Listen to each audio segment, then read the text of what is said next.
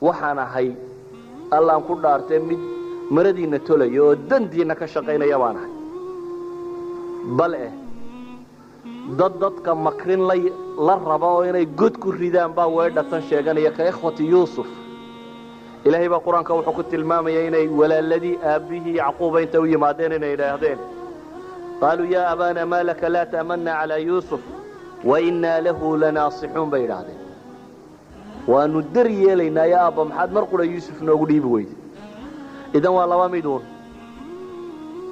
في منيس با soo baxay kan ba soo baxay kuwa waxan wada soo baxay kuwa waxa wada soo baxay طبعا way soo baxayaan xaq iyo baatil kula way loolamaya laakiin haddaad adigu gabto shaqadaada haddaad adigu gabto inaad noqon weydo nabiyada kuwii anbiyada dhaxlay haddaad adigu gabto inaad tolka ilaaliso war xataa haddaad qabiil ka fakarayso tolka waxaad ka ilaalisan naar baa ugu daran saxanka ma haddaad qabiil ka fakarayso siladii reerkiina reer hebel yu gumaysanin war reer hebel sanada yar uu gumaysan doona xataa hadduu ka xoog batay waxa kaaga daran reerkiina godka naareel lagu gumaysto waxay ahayd waxa koowaad aad u fakarayso haddaad reer ka fakarayso haddaad caruur ka fakarayso haddaad guri ka fakarayso haddaad dad iyo bulsho iyo ummadnimo ka fakarayso inaad ka uga fakartid inaanay god naareed galin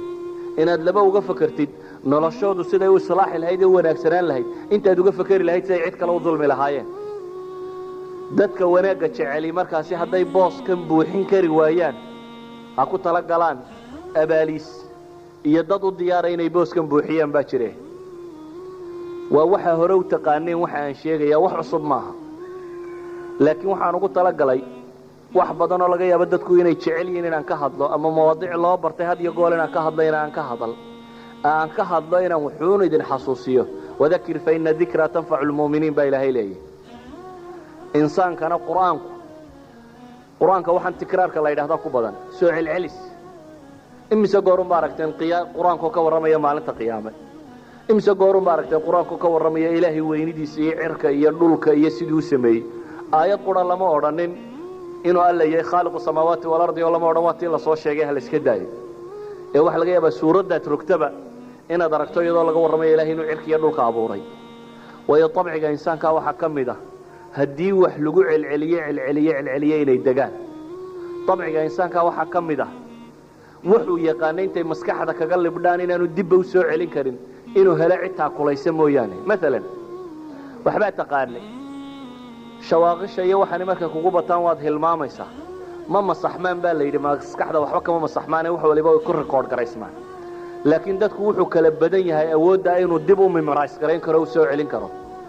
marbay maskaxdaadu diidaysaa inay wixii dib soo memorize garayso oo soo celiso ay awoodi kari waayso laakiin hadii lagu wareejiyo war hebel ma aad garanay baa ku dhamay baa tiri waxaan isku dayay inaan ku kaalmeeyo markaa